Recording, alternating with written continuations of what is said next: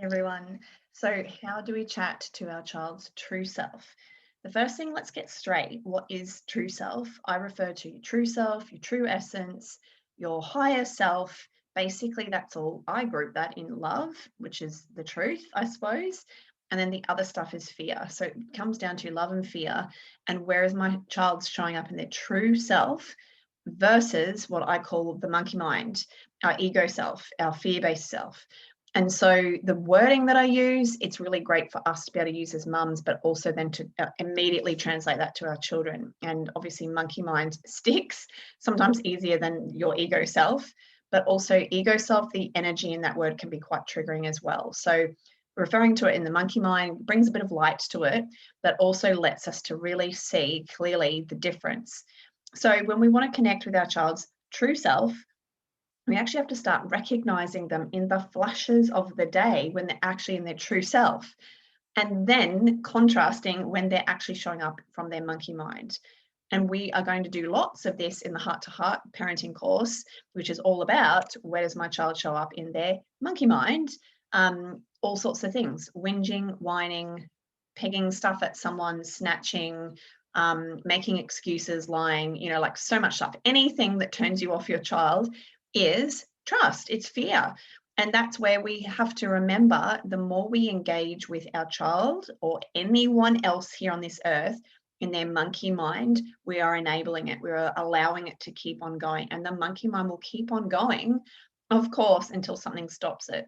So we have huge power as magical new age mamas to not enable our child to be in their fear-based self. But it really comes back to always yourself. If you are spying yourself in your monkey mind and starting to see the behaviors where you show up and allowing yourself to be accountable, then you will start to see it in your child. But if you don't really want to see yourself in your monkey mind, then it's much harder to point out in someone else. It takes one to know one. And if I see that behavior in you, then I have to admit that I've got that too, if it's there, right? And so becoming humble is the first thing. And sometimes that's a lot of practice.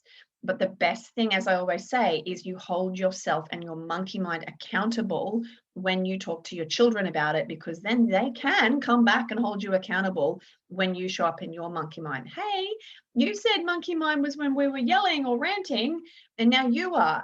And you have to be prepared to go, yes, thank you, you've gotten me. That was me in my monkey mind. Monkey mind is protecting emotions, right? What is the emotion that's there underneath for me right now? Why am I up in this state where I'm coming from my monkey mind? So it's a twofold game. The more you educate your child, the more you need to educate yourself. And then the more you go and tell your children about it, the more you have to hold yourself accountable. It is a perfect game if you are in the game of, I'm coming back to my true self, I'm all for love, and I'm going against monkey mind. So in saying that, it's really important when we chat to our children's true self is to remember, deep within them, or maybe not so deep, it might be quite fresh, they want to show up in their true self. They have come down and said, yes, I want to get on my soul mission as soon as possible. I want people to hold me accountable to any monkey mind crap that I bring, because it's taking me away from being my best self and going my best path. And always remind your children of that. Would you feel good if I was allowing this stuff, behaviors and whatnot from your monkey mind, and you turn into an adult? Because it will not go away until people start to tell your monkey mind no. Then you take it into adulthood, and if you can spell out anything as an adult of how it may play out, if you're whinging as a child, imagine you whinging as an adult. Your partner's going to run for the hills, and that type of thing, and spelling it out, saying, oh, okay, I have to say no. And so that's where it comes back to talking to our child in their true self. The main part that I find is to get eye contact and see how long you can hold your child's eye contact for, because you're basically connecting with their soul, you're connecting with truth.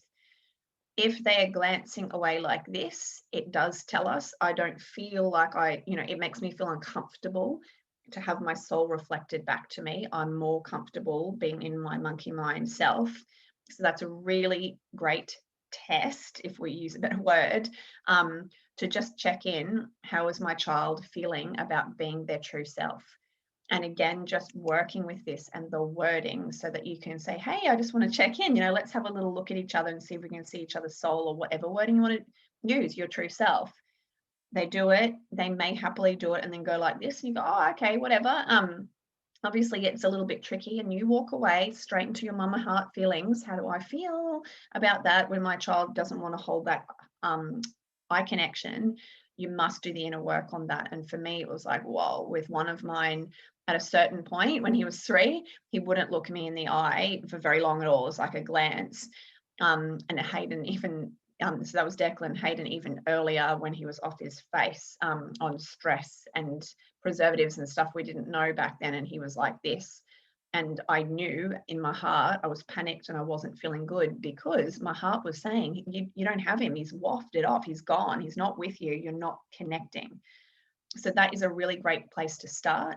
When I have important things to say to children, I make sure they are with me. If they're kind of doing these ones, which I do get children doing, again, they're being ridiculous. Monkey mind has come in. I'm not taking you seriously because I'm trying to pop a shield over this. Even though I'm looking at you, I'm not really willing to take this in. So I just come back to, hey, I want to connect with you. I want to connect with you.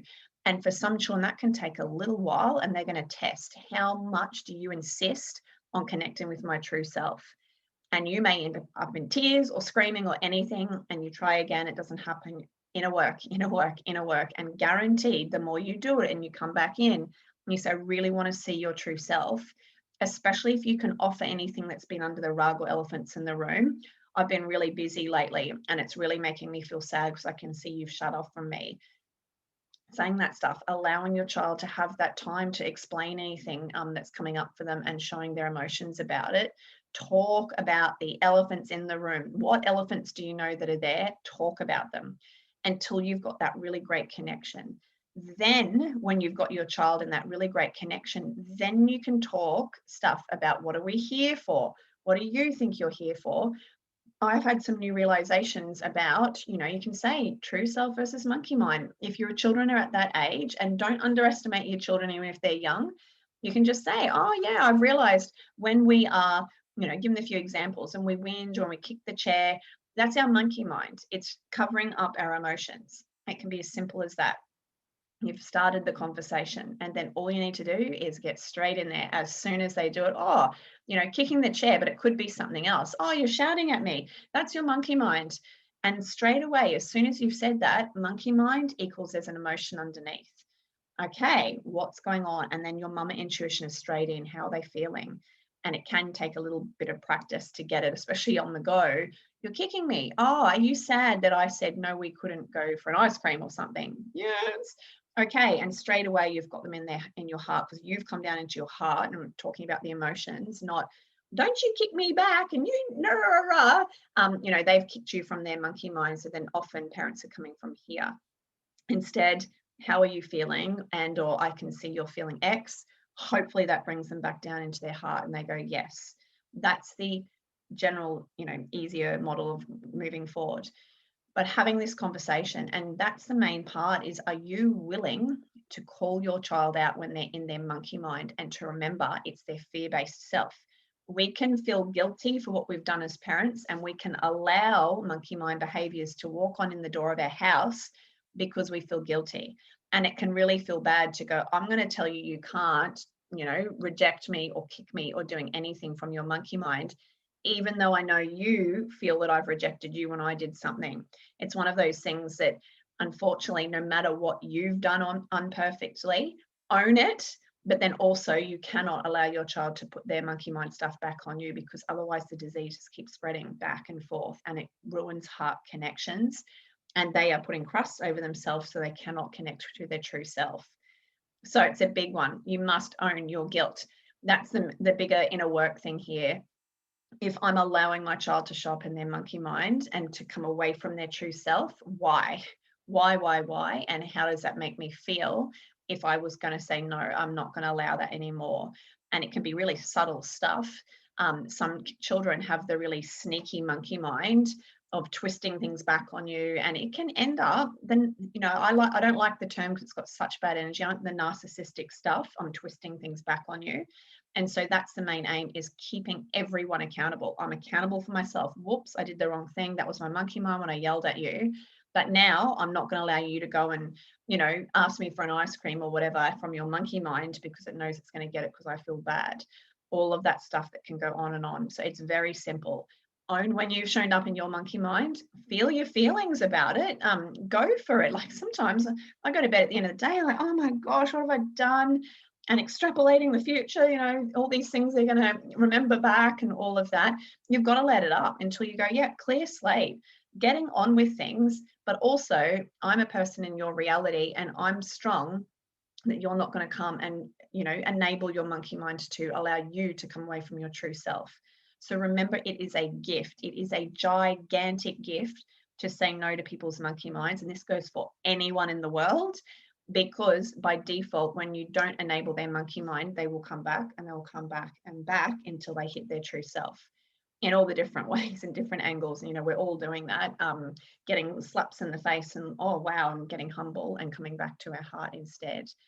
So I'm hoping that makes sense, but that is your main task to connect with your child, is to firstly feel into whether you can connect well with them. And then once you've got that, you start the talk. You can do back talk to start with and say, hey, I've realized, love versus fear, exactly how I've been explaining it. Trust they will get it. Like, you trust when you say I love you when they're bubbies, that they're just going to get it and they're going to pick it up. You don't wait till 2, you don't wait till 3, you don't wait till, they're still referring to themselves as me, so I won't say I love you yet because they probably won't understand it's all ridiculous. Just start the conversation, because they are sensing it, and they will sense truth, and they will sense you are onto something, and you will see how quickly they will fall into line. Particularly some children are going to follow this truth more than others. Some are going to go, I kind of do get you, but that's not my truth. Some children do say, don't come at me with monkey mind, and they reject it. And it's like, okay, we're going to have to walk on eggshells around it. But it still comes back to, you just whinged at me. You just, said how horrible my dinner was. I will not let you do that. And when you do that, you need to drop into your heart and show them how you're feeling. And not saying how you're feeling, because they will not sense it. It is really to drop into your heart and feel it. So, for example, the dinner one, having worked with mums with fussy eating, I know it a lot. Mums will get really triggered when the child says, I don't like this, I don't want it, or, whatever, from their monkey mind. It's, whoa, oh my gosh, how do I feel? That feels really awful. Why? Because it's been a bloody long time. And then, oh shit, I didn't do it gladly. Oh my gosh, it's all my fault, my stuff. But I am feeling hurt. There's obviously hurt coming up within me in my lava lamp. Straight away, I cannot let you say that to me. That really hurt my heart. And showing them, okay? And when you feel it, and it's like dropping into it and just pausing. You need to pause and allow your child to waft down and give them a chance to feel it. If you say it quickly and then move on, they will barely hit their heart, and they'll be back onto monkey mind stuff, particularly because they may actually hit their heart and feel bad. And so when they feel bad, if we don't allow them to go, oh, I feel really bad too, something like that, then the monkey mind comes in again to go, oh my God, I've just got another emotion. I'm going to dance off, or I'm going to say something back from monkey mind. So it's really important to allow that space and that time, not the over talking, not the butting in, but honestly, just that really hurt my heart. And even if it, in the language, it's not you, it's me. I've just had a big day. I probably put in too much energy for that dinner. That really hurt me. And so you can see how you're owning it, but you're also saying the truth, because they were the person that came in, and they have their part to realize, to come into their heart. Oh yeah, okay, that wasn't so good. And if you can do that enough, and they don't feel like you're going to come at them, then it's heart to heart again. Then they're more likely to do something from their heart. I'm so sorry, Mum, I'll come back round, or anything. And that's the best place to leave it, that they've come into their heart and you go forth. I'm just trying to feel into if there's anything else to talk about on this topic.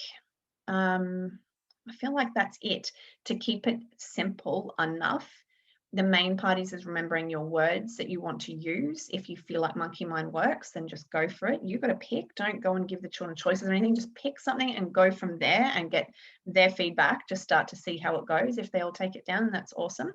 And you really just introduce the topic on the fly. Oh, I just saw your monkey mind. I started doing this for my children before I didn't give them an explanation, and they got it. They were like, yeah, because they get, I did that in not a good energy. They get it. So it's just like we've put a name to it. They're like, okay. And then the next important thing to explain is your monkey mind, you do have some control over it. It can be enormously hard, especially when there's rage, but you do have some control over it. Otherwise, children will always blame their monkey mind. My monkey mind made me do it. And that's not what you want. So the main part is to explain to them the aim of the game of life is to be able to say no to your monkey mind and to talk back. So for example, my little Decky, who loves sweets and chocolates, and he likes to have a little bit of his pocket money and go down to the shop and buy a chocolate for himself. He started realizing, if I pack more money, my monkey mind will make me spend more money on these chocolates, and then it will make me eat all the chocolate on the way back home. And so what we've done is used our mind in the light to get logical about it, to go, right, so there's a law then, isn't there? Every time you have money and you walk past chocolate, you will spend it, and you will spend it all, and then you're likely to eat it all as well. So what can we do? We take less money. But remembering, then I teach my children, if you are showing up in your monkey mind, what is the emotion underneath? And sometimes it's not ready to come up. The emotion, sometimes for the chocolate lovers, sweet lovers, is I'm feeling really bored with life. I'm really feeling sad with life. I don't feel very worthy. There's a lot of things that can be under that. And I just chip away going, oh yeah, are you feeling really upset with life? Whatever I can feel into, I'll say it. And he might go, yes. Or I just say, I can see, this is where you're getting your kicks from life right now. How do you feel about that? He's like, oh, and I'm like, it's not the true joy. And I'm telling him that. So, because that's all he kind of knows is finding, not that he, doesn't have joy in other ways, but you can compare that to go, so the joy you're getting out of chocolate, where your monkey mind's making you go and buy it, versus the joy about making something with woodworking. Can you feel the difference? And straight away, as long as they're in their true self, they're going to feel it. And they're like, oh yeah, it's definitely the woodworking. Correct.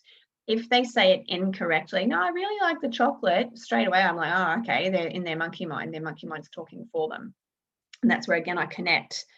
Come back to you. I want to connect to you. Let me talk to your true self. Honestly, and you do this. If they keep playing the game, it's that whole law of off me and back to you. How do you feel, Mum, when I'm hanging out in my monkey mind and you can't even connect to me and the truth, and you're seeing me wisp away? Straight back to, oh my gosh, and sitting with that and allowing anything to come up. It may be irritation or anything throughout the rest of the day once you've realized. It may take a few days, a week for anything to come up, but keep tabs on that, because we need to keep making sure we're bringing our children back to their true self, to the point where when my children opt out of their true self and do something from their monkey mind, I can bring them straight back. Hey, what are you doing? It's on your true self. Boom, they can generally come back, rather than don't talk to me and moving on and on and on and further away from me. It's like, hey, I can bring you back.